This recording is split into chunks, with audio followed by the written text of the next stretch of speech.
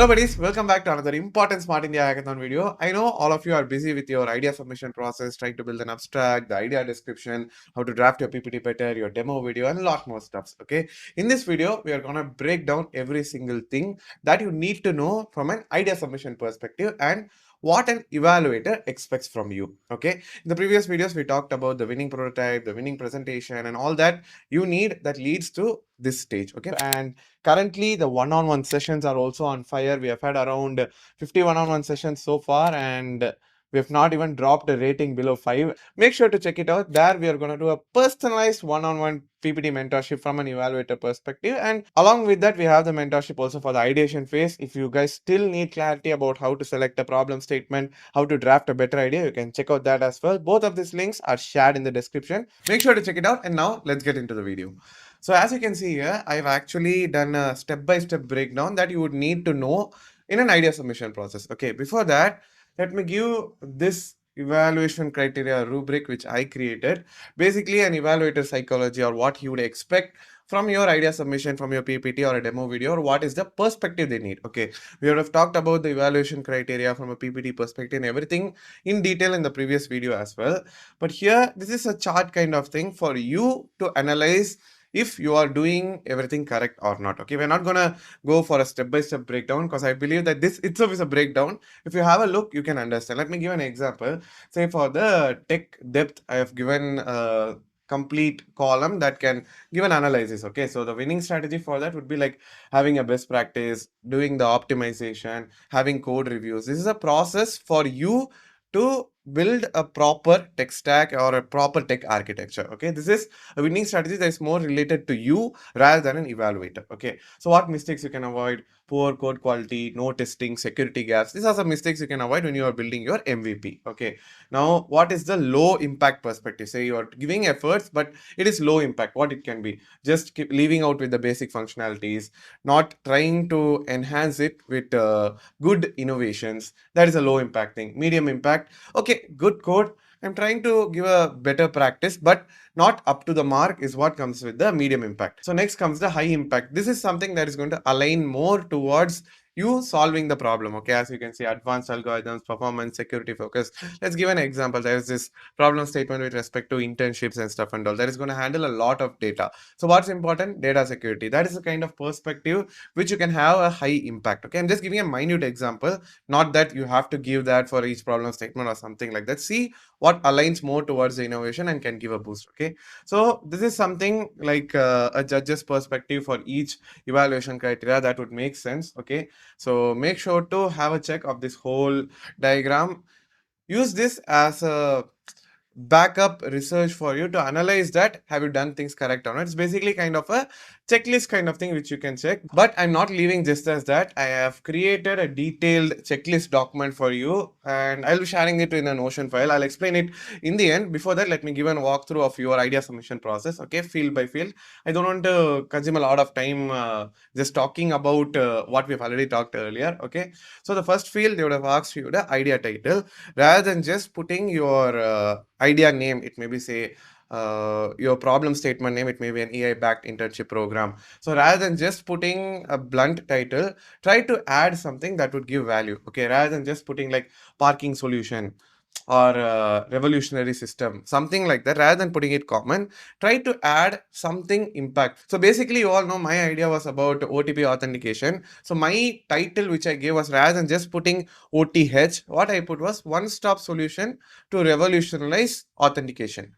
That's all. And I would have put a bracket and put OTH. That's my idea title. And you guys might have a confusion that do you have to put your problem statement title here? No, it's something that relevance to your idea.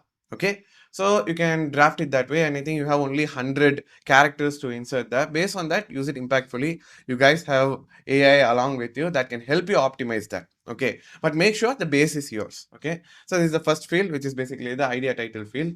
The next is the idea description. This is one of the most asked questions for the past 2-3 SIH when I went as an evaluator and I dropped videos. What is the difference between idea description and abstract? Okay, abstract is a summary. Okay, that's what they would have given 10,000 characters that we'll be talking in the next thing.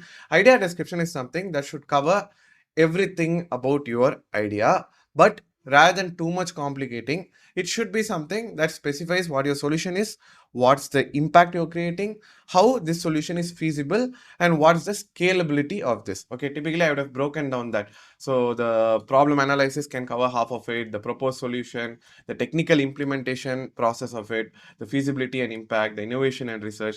This is a compartmentation which I have given for you to break down your idea description. Rather than just putting everything as a dumb paragraph, you can ensure that what all you can add. Okay, if you refer this document, which is basically in the description, that is going to help you understand that. Okay, along with that, I have given you a AI generated prompt. This is basically completely generated by our GPT. As you all know, we built our own custom GPT that can help you with SIH process. That GPT itself has given this detailed prompt, but with little more of advanced prompting, more towards our perspective, because we train the model, right? So you can use this prompt, you can paste your problem statement and details here, which will give a base idea description for you. So use this as a reference that is going to help you out, because most of the people have a confusion of not knowing what to do.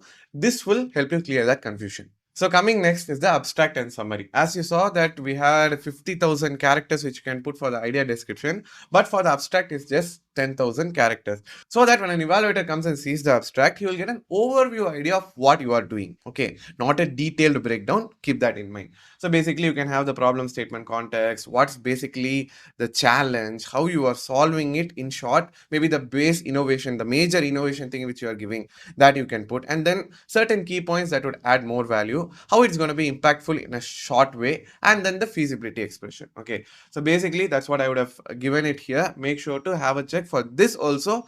I have given a prompt. Again, I am saying this is for your reference. This is something that will help you for your reference. Maybe for getting a detailed research, more than GPT, I would prefer you using either Perplexity or Google Gemini's research, because both of it are free for you for 1 year. Being a student, you have exclusive access to all the research. Use this there for getting an even more detailed breakdown. Okay, let me reiterate the difference between idea description and abstract once again. Abstract is a summary, while the idea description is a detailed breakdown of your entire solution. Next is the additional documents. This is a section which most of you would leave it because it's optional. Okay, see, most of the things are optional here. When it comes to the demo video also, that's an optional. The additional documents also is optional. But with the competition increasing, everyone are going to submit, everyone are going to have a demo video, everyone are going to have a additional document that would back up. Specifically, this don't have an evaluation points. Okay, you may think that if I add a demo video, I will get shortlisted. If I add an additional document, you may get shortlisted. It's not that. It's something that is going to give a big boost for you. Okay, evaluator may not understand certain stuff in your PPT. If your demo video is there that aligns to it, he can get a better clarity. It is for clarity. Keep that in mind. So what you can put in your additional documents, I would suggest putting a business model canvas. If you want to know more about business model canvas, you can check this structure. This is basically what a business model canvas look like. We'll have a detailed breakdown of how you can add a business model in an upcoming video, because that itself is a huge topic, but you don't need to get too deep into it. See what aligns with your problem statement. Okay, so for that also, I have given a prompt for getting a business strategy analysis and stuff. So you don't need to take a huge tension of that. Again, I am saying it's for your reference. Okay, apart from that, what additional document you can have? A detailed documentation, because a PPT is limited to certain stuff. If you feel that you can give a detailed documentation, even more images, even more understanding perspective, that would boost your entire idea, then go for a detailed documentation. So typically in additional documents, you can add a detailed documentation or even more flow diagrams, or if you have a Figma design, you can share the whole design file here, or the best option, which is basically the business model canvas. Okay, so now let's come to the final field, and the most confused field of what you have to do is basically the demo video. The demo video can be your trump card for getting into the finals. It can be a huge add-on. Okay, so why a demo video is important? Basically, if your evaluator is unable to understand from your PPT certain concepts clearly, they may have a specific doubt, and your demo video is clearing it, it's going to be a huge add-on. Okay, so it's always good to have your add-ons. It may be a additional document, or it may be your PPT, whatever. It is always good to have a add-on. Okay, so let's give a short breakdown of your demo video, how you can make your demo video. Okay, this is the most asked question even in my Instagram when we posted a recent poll. Okay, first thing, try to keep the entire demo video between 2 to 4 minutes. 4 minutes is basically for the hardware because you have to explain a lot of components and stuff. But still, it's ideal to have it under 2 to 3 minutes because honestly speaking, an evaluator will barely spend 3 to 5 minutes on your PPT. Okay, I've already said a lot about it. Last year, when I was an official evaluator of SIH, they gave me 100 ideas to evaluate for a problem statement, and the timeline I had was 1 day. I asked for 3 days of time, but still I had only 1 day, which typically means 5 to 10 minutes is also not possible for your idea evaluation. It's under 5 minutes. So you have to cover everything below that. Your PPT has to speak, your demo video has to cover the key points and everything. Okay. So what you can do for your demo video in 2 minutes, first cover your problem statement. What is the core challenge you have in short? Try to keep it between 15 to 20 seconds. And then how your solution is going to be a game changer, that you can add a powerful impact, that can be for say 20 to 30 seconds. Focus on your core innovation, core difference maker. Okay, and then what I would suggest is, rather than going into a more in-depth explanation, take your prototype. It may be a website, it may be your hardware, whatever. Try to take it as a video and continue your explanation that way. Okay, because you would have at least completed 50 to 60% of your prototype. Let me give an example. Say you are having a mobile app as a request for your problem statement, and you'll have a dashboard. What you can do is take one of your other phone, bring that phone and show that, see, this is the first process I am clicking here. Based on that, as you can see in this dashboard, it is coming here. This is something which can be a interactive demo. Okay, so try to complete the demo within a minute time frame so that you will have last 20 seconds to talk about your impact. If this solution comes into the market, this is the impact we are going to create. If you have additional time, maybe say at 20 to 30 seconds, I would suggest talking about your business perspective. So from an evaluator perspective, when you see your project as a product, it's a huge add-on, because if you are looking beyond the hackathon and not looking what you're working as just I'm going to do this for this hackathon, it is going to be a huge plus, because they will get a default perspective that you are looking it beyond the hackathon, the impact it has, the scalability, and this is not going to end just with this hackathon. That's a huge plus. And that's what I've also mentioned here in this demo segment. And one more important thing, when you are uploading your demo video, please don't put it in public. Most of you, what you are doing, you are recording your demo video, putting it in YouTube in public, and then you are submitting it. What will happen is even your competitors will come to know whatever you are submitting. So there's an option called as unlisted. Okay, use that unlisted. Only if you have the link, the video will be viewed. Okay, make sure to use that, or you can upload it in a drive and share it. These two are the best options. Don't put in public. It's like you digging your own grave. Okay, and yes, the demo video is on you because you know what's best for you. And always I would suggest that when you start a demo video, try to add more statistical data. Say when I built a women safety application, I started with the statistical data. Currently what's happening in India, this is the number of harassments that's happening, and my solution is going to be a breakthrough for this. So statistical explanation of the problem is going to be a huge add-on. Okay, so overall, concluding to the demo video, it is something that should be like a replica of your PPT, but adding a huge boost. So I believe we have covered all the 5 fields you need to excel your idea submission. Apart from that, I have something that was exclusively designed for you. That is this checklist document.